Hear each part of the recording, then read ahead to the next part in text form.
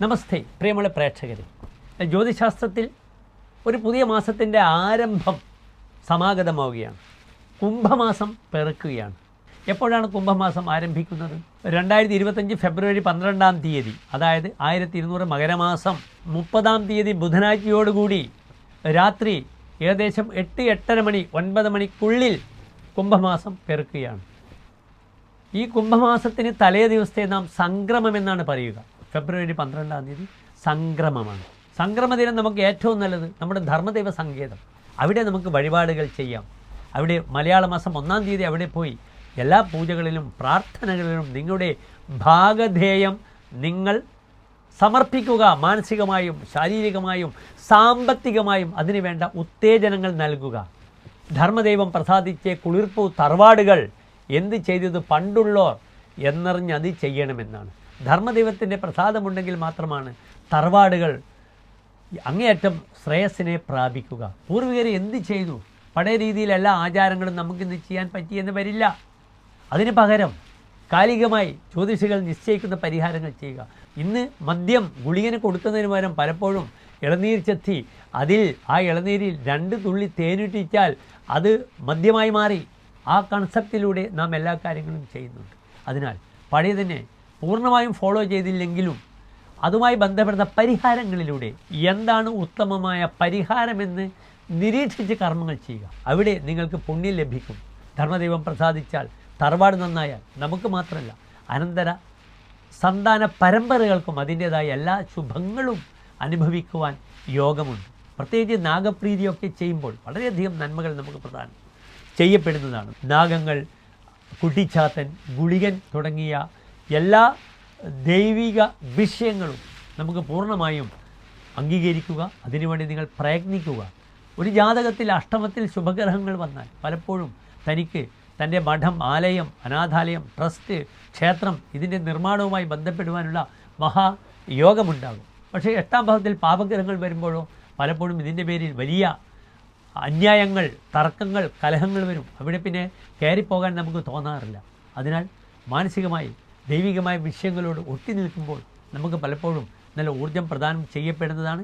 ഏതായാലും എൻ്റെ എല്ലാ പ്രിയപ്പെട്ട പ്രേക്ഷകർക്കും കുംഭമാസത്തിലേക്ക് സൂര്യൻ്റെ ഈ ശുഭാശുഭ ഫലങ്ങൾ നമുക്ക് ചർച്ച ചെയ്യാം. സ്വാഗതം. പ്രിയമുള്ളവരെ, അടുത്തതായി നാം ചർച്ച ചെയ്യുന്നത് മകരം രാശിക്കാരുടെ ഈ ഒരു മാസത്തെ ശുഭാശുഭ ഫലങ്ങളാണ്.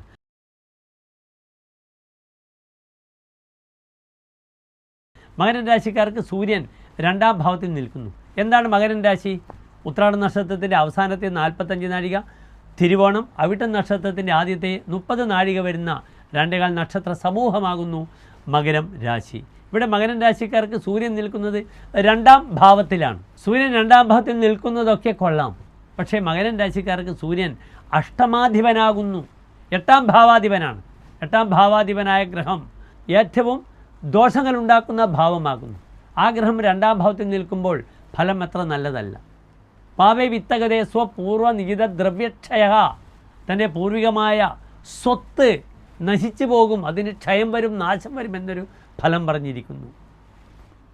ദക്ഷിണ അംബക രുചഹ, തൻ്റെ വലത്തെ കണ്ണിന് രോഗമുണ്ടാകും എന്നൊരു ഫലം പറഞ്ഞിരിക്കുന്നു.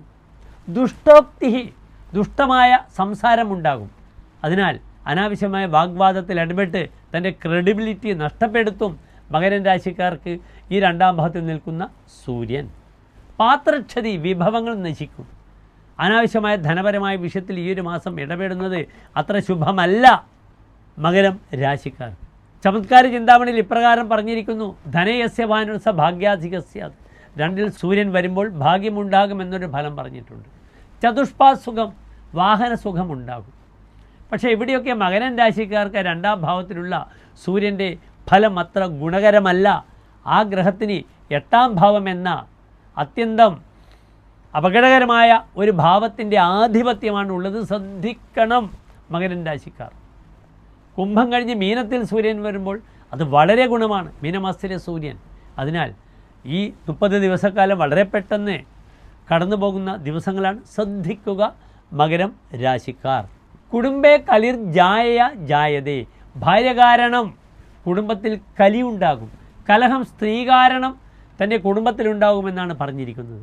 അതിനാൽ തന്നാൽ ഭരിക്കപ്പെടുന്ന ജനവിഭാഗങ്ങൾ, കുടുംബങ്ങൾ ഭാര്യ, സന്താനങ്ങൾ ഇവർക്കെല്ലാം തന്നെ ഒരു അപകടമില്ലാതെ സംരക്ഷിക്കണം. ഈ കുംഭമാസത്തിലെ സൂര്യൻ്റെ ഒരു മാസക്കാലം.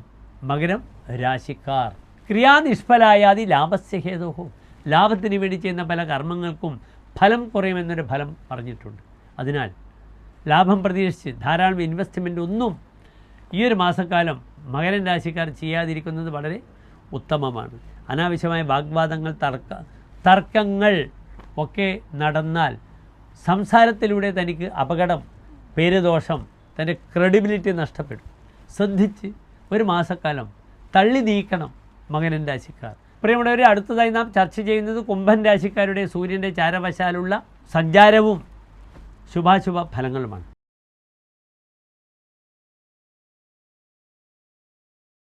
കുംഭൻ രാശി എന്നാൽ നിങ്ങൾക്കറിയാം, അവിടെ നക്ഷത്രത്തിൻ്റെ അവസാനത്തെ 30 നാഴിക, ചതയം പുരുരുട്ടാതി നക്ഷത്രത്തിൻ്റെ ആദ്യത്തെ 45 നാഴിക വരുന്ന 2 നക്ഷത്ര സമൂഹമാകുന്നു. ഇവിടെ സൂര്യൻ നിൽക്കുന്നത് ലഗ്നത്തിൽ നിൽക്കുന്നു, ഭാവത്തിൽ നിൽക്കുന്നു, 1-ാം ഭാവത്തിലാണ് നിൽക്കുന്നത്. സൂര്യൻ 7-ാം ഭാവത്തിൻ്റെ അധിപനാകുന്നു. 7-ാം ഭാവം ഫാമിലി ലൈഫാകുന്നു, ഭാര്യയാകുന്നു, തൻ്റെ യാത്രയാകുന്നു. ഒരു പാപഗ്രഹമായ സൂര്യൻ ലഗ്നത്തിലാണ് നിൽക്കുന്നത്. അത്ര ശുഭമല്ല പാപഗ്രഹം ലഗ്നത്തിൽ നിൽക്കുമ്പോൾ. പാപയ ലഗ്നഗതേ പരാജയ ശിരോരുഗ്, തനിക്ക് പലപ്പോഴും പരാജയം സംഭവിക്കുന്നു. ശിരോരുഗ്, ശിരോജന്യമായ ശിരസുമായി ബന്ധപ്പെടുന്ന രോഗങ്ങൾ ഉണ്ടാകുന്നു. ദുഃഖദുഷ്കീർത്തേഹ, ദുഃഖങ്ങളുണ്ടാകുന്നു, പേരുദോഷമുണ്ടാകുന്നു. വ്യാധ്യാദീനി, ഇതര രോഗങ്ങളുണ്ടാകുന്നു. കുംഭൻ രാശിയുടെ പേര് തന്നെ ഹൃദ്രോഗമെന്നാണ്. ഹൃദ് രോഗങ്ങൾ, അസ്ഥി സംബന്ധമായ ബുദ്ധിമുട്ടുകൾ, ശിരോജന്യമായ ന്യൂറോ സംബന്ധിച്ച ബുദ്ധിമുട്ടുകളൊക്കെ ഈ ജ്വലിക്കുന്ന സൂര്യൻ കുംഭൻ രാശിയിൽ നിൽക്കുമ്പോൾ കുംഭം രാശിക്കാർക്കുണ്ടാകാം. ശ്രദ്ധിക്കണം. ഇതര ക്രിയാഭിഗമനം, പലപ്പോഴും ഒരു വിഷയമൊക്കെ മാറി മറ്റ് വിഷയങ്ങളിലൊക്കെ തന്നെ വ്യാപരിക്കുവാനുള്ള ചിന്ത കൈവരും. ഈ ഒരു മാസക്കാലം ശ്രദ്ധിക്കണം. സ്ഥാനച്യുതിയും, തൻ്റെ സ്ഥാനത്തിന് വീഴ്ചയുണ്ടാകുമെന്നും ഫലം പറഞ്ഞിട്ടുണ്ട്. അതിനാൽ വളരെയധികം ശ്രദ്ധിക്കുക. തൻ്റെ വ്യക്തിത്വം, പേഴ്സണാലിറ്റി, അതിന് ബുദ്ധിമുട്ടുണ്ടാക്കുന്ന ഒരു തീരുമാനങ്ങൾക്കും ഒരു കാര്യങ്ങൾക്കും ഇടപെടാതിരിക്കുക. സമാധാനമാണ് നമുക്ക് വേണ്ടത്. ആപത്തുകൾ ഉണ്ടാകുമെന്ന ഫലം പറഞ്ഞിരിക്കുന്നു. ആ സൂര്യൻ ലഗ്നത്തിൽ നിൽക്കുമ്പോൾ ചമത്കാര ചിന്താമണിയിൽ ഇപ്രകാരമാണ് ആചാര്യൻ ഫലം പറഞ്ഞിരിക്കുന്നത്. തനുസ്തോരവിസ് തുങ്കയഷ്ഠിം വിധത്തെ, തനിക്ക് വലിയ വടി പിടിക്കേണ്ടുന്ന അവസ്ഥയുണ്ടാകും എന്ന് ഫലം പറഞ്ഞിരിക്കുന്നു. സൂര്യൻ ഉച്ചക്ഷേത്രമായ മേടത്തിൽ അല്ലെങ്കിൽ സ്വന്തം ക്ഷേത്രമായ ചിങ്ങത്തിൽ നിൽക്കുമ്പോൾ ആ വടി അധികാരത്തെ സൂചിപ്പിക്കുന്നു. അത് പവറാണ്, പ്രശസ്തിയാണ്, തൻ്റെ സ്ഥാനമാനങ്ങളാണ്. പക്ഷേ മറ്റ് രാശികളിലൊക്കെ സൂര്യൻ്റെ ഫലം അത്ര നല്ലതല്ല. അതിനാൽ പലപ്പോഴും ആരോഗ്യ വിഷയത്തിൽ ശ്രദ്ധിക്കണം. സൂര്യൻ മൂലാധാരത്തെ പ്രതിനിധാനം ചെയ്യുന്ന ഗ്രഹമാണ്. അതിനാൽ പലപ്പോഴും തന്നെ ബാലൻസുമായി ബന്ധപ്പെടുന്ന വിഷയത്തിൽ തനിക്ക് ബുദ്ധിമുട്ടുണ്ടാകും, താൻ വടി പിടിക്കേണ്ടി വരും എന്നൊരർത്ഥവും നിങ്ങൾ പരിഗണിക്കണം. മനസ്സന്തഭേ ധാരതായാതവർഗാൽ, തൻ്റെ മനസ്സ് ചുട്ടുപൊള്ളും ഭാര്യയെയും ഭാര്യ ബന്ധുക്കളെയും ചിന്തിച്ചിട്ടെന്നൊരു ഫലം പറഞ്ഞിരിക്കുന്നു. കാരണം സൂര്യൻ ദൃഷ്ടി ചെയ്യുന്നത് 7-ാം ഭാവത്തിലേക്കാണ്. 7-ാം ഭാവം തൻ്റെ ഭാര്യയാണ്, തൻ്റെ ഫാമിലിയാണ്. വപുപീഡ്യതേ വാദപിത്തേന നിത്യം, തൻ്റെ ശരീരം വാദപിത്ത രോഗങ്ങളാൽ ബുദ്ധിമുട്ട് അനുഭവിക്കും. സവൈ പര്യടൻ, അദ്ദേഹം സഞ്ചരിച്ചു കൊണ്ടിരിക്കും, പര്യടനം നടത്തും. ഹ്രാസവൃദ്ധി പ്രയാതി, ആ യാത്രയിൽ ഉയർച്ചയും താഴ്ചയും ഉണ്ടാകാം. പക്ഷേ ഇവിടെ ഉയർച്ചയെക്കാളും പാപഗ്രഹമായ സൂര്യൻ തൻ്റെ ശത്രുഗ്രഹമായ കുംഭൻ രാശിയിൽ നിൽക്കുമ്പോൾ അവിടെ ഉയർച്ചയെക്കാളും താഴ്ചയാണ് സംഭവിക്കുക എന്ന് നിങ്ങൾ ചിന്തിക്കണം. ഇത് കലിയുഗമാണ്. ജനങ്ങൾ ഭാഗ്യഹീനന്മാരാണ്.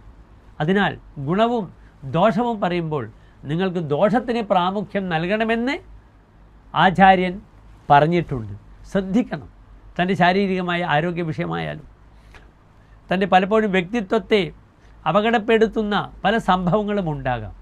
വളരെ ജാഗ്രതയോടുകൂടി ഈ ഒരു മാസക്കാലം കുംഭൻ രാശിക്കാർ ശ്രദ്ധിക്കണം. കാരണം ആശ്രയഫലവും അത്ര നല്ലതല്ല. നീചോ ഘടയ തനിയ ഭാഗ്യ പരിച്യുത അസ്വഹ, തനിക്ക് ധനം ഇല്ലാത്തൊരവസ്ഥ വരും. അനുചിതമായ കർമ്മത്തിൽ താൻ വ്യാപരിക്കും. തനയ ഭാഗ്യ പരിച്യുത, തൻ്റെ സന്താന വിഷയത്തിലും ഭാഗ്യവിഷയത്തിലും വീഴ്ചയുണ്ടാകുമെന്ന് ഫലം പറഞ്ഞിരിക്കുന്നു. ശ്രദ്ധിക്കുക. പരിഹാരങ്ങൾ ഞാൻ സാധാരണ പറയുന്ന പരിഹാരങ്ങൾ തന്നെയാണ്. ശിവക്ഷേത്ര ദർശനം, അദ്ദേഹത്തിന് ഇഷ്ടപ്പെട്ട കൂവളമാല ജലധാര വഴിപാടായി സമർപ്പിക്കുക.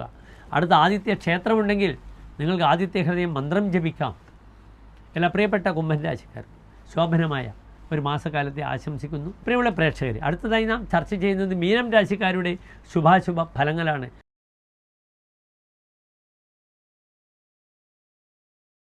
പുരൂരുട്ടാതി നക്ഷത്രത്തിൻ്റെ അവസാനത്തെ 15 നാഴിക ഉത്രട്ടാതി രേവതി നക്ഷത്രങ്ങൾ വരുന്ന 2 നക്ഷത്ര സമൂഹമാകുന്നു. ഇവിടെ സൂര്യൻ നിൽക്കുന്നത് 12ാം ഭാവത്തിലാണ്. 12ാം ഭാവം ജ്യോതിഷത്തിൽ അത്ര നല്ല ഭാവമല്ല. പാപം വ്യയം ച പതനം നിരയം വാമം അമ്പകം സ്ഥാനഭ്രംശം ച വൈകല്യം ദ്വാദശേന വിചിന്തയത്. 12ാം ഭാവം കൊണ്ട് പാപങ്ങൾ, വ്യയം, ദുർച്ചെലവുകൾ, പതനം, വീഴ്ച, നിരയം, നരകം, വാമം അമ്പകം തൻ്റെ ഇടത്തെ കണ്ണ്, സ്ഥാനഭ്രംശങ്ങൾ, വൈകല്യങ്ങൾ, ഇതൊക്കെയാണ് ചിന്തിക്കേണ്ടത്. മീനൻ രാശിക്കാർക്ക് സൂര്യൻ രോഗാധിപനാകുന്നു, 6ാം ഭാവത്തിൻ്റെ അധിപനാകുന്നു. അതിനാൽ 12ാം ഭാവത്തിൽ രോഗാധിപനായ സൂര്യൻ നിൽക്കുമ്പോൾ ശാരീരികമായി അസ്ഥിസംബന്ധമായ ബുദ്ധിമുട്ടുകൾ ശ്രദ്ധിക്കണം. ഡിസ്ക്, നടുസംബന്ധമായ വേദനകൾ ശ്രദ്ധിക്കണം. അതിനപ്പുറത്ത് അസമയത്തിലുള്ള യാത്ര ഒരിക്കലും പാടില്ല. പതിതസ്തു റിപ്പേ എന്നാണ് ഹോരാചാര്യർ ഫലം പറഞ്ഞിരിക്കുന്നത്. പതിതഹ റിപ്പേ, 12ാം ഭാവം നിൽക്കുമ്പോൾ പാതിത്യം, വീഴ്ച സംഭവിക്കുമെന്ന് ഫലം പറഞ്ഞിരിക്കുന്നു. അതേ രീതിയിൽ 12ാം ഭാവത്തിൽ സൂര്യൻ നിൽക്കുമ്പോൾ രവിർദ്വാദശയെ നേത്രദോഷം കരുതി 12ലെ സൂര്യൻ നേത്രരോഗിയാക്കും ആ വ്യക്തിയെ. വിപക്ഷാഹവേ ജായദേശോ ജയശ്രീഹി, പലപ്പോഴും ശത്രുവായുള്ള യുദ്ധത്തിൽ വിജയശ്രീ ലാളിതനാകുമെന്ന ഒരു വിചിത്രമായ ഫലം പറഞ്ഞിട്ടുണ്ട് ചമത്കാര ചിന്താമണിയിൽ. പലപ്പോഴും അത് ശരിയായി കാണുന്നുമുണ്ട്. സ്ഥിതേലിപ്സിയ ലീയതേ ദേഹദുഃഖം, തൻ്റെ സ്റ്റെബിലിറ്റിക്കായിക്കൊണ്ട് ദേഹത്തിൻ്റെ സുഖദുഃഖങ്ങൾ താൻ ശ്രദ്ധിക്കില്ല. എല്ലുമുറിയെ പണിയെടുക്കുമെന്നാണ് പറഞ്ഞിരിക്കുന്നത്. ഓടിക്കളിക്കേണ്ടി വരും. കാര്യങ്ങൾ നേരെ ചൊവ്വേ നടക്കാൻ, കാര്യങ്ങൾക്ക് ഫലപ്രാപ്തി ലഭിക്കാൻ അത്ര ഉത്സാഹം പ്രകടിപ്പിക്കും. ആ ഉത്സാഹത്തിലാണ് പലപ്പോഴും ഞാൻ പറഞ്ഞത് വീഴ്ച, നടുവേദന, കണ്ണുകൾക്കുണ്ടാകുന്ന അപകടങ്ങളൊക്കെ ശ്രദ്ധിക്കണമെന്ന് നാം പറഞ്ഞത്. പിതൃവ്യാപതോ ഹാനിരധ്വപ്രദേശേ, സൂര്യൻ പിതൃകാരകനാണ്. അച്ഛൻ മുതലായവർക്ക് രോഗമുണ്ടാകും. അച്ഛൻ്റെ ആരോഗ്യവിഷയം വളരെയധികം ശ്രദ്ധിക്കണം. അച്ഛൻ്റെ പേരിൽ നിർബന്ധമായും ശിവക്ഷേത്രത്തിൽ മൃത്യുഞ്ജയ ഹോമമോ മൃത്യുഞ്ജയ പുഷ്പാഞ്ജലിയോ ആര് ചെയ്യണം? മീനൻ രാശിക്കാർ ചെയ്യണം. ഹാനിരധ്വപ്രദേശേ, വഴിയിൽ അപകടമുണ്ടാകും. അതിനാൽ അസമയത്തുള്ള യാത്ര നിർബന്ധപൂർവ്വം ഒഴിവാക്കണം. ഒരു മാസക്കാലം തൻ്റെ പേരിലും മൃത്യുഞ്ജയ ഹോമമോ മൃത്യുഞ്ജയ പുഷ്പാഞ്ജലി വഴിപാട് ചെയ്യാം. അച്ഛൻ്റെ പേരിലും ചെയ്യുക. ഈ മന്ത്രങ്ങളൊക്കെ ജപിക്കുക. എല്ലാ പ്രിയപ്പെട്ട പ്രേക്ഷകർക്കും ശോഭനമായ നല്ല ഒരു മാസക്കാലം മീനൻ രാശിക്കാർക്ക് നേരുന്നു. നന്ദി, നമസ്കാരം.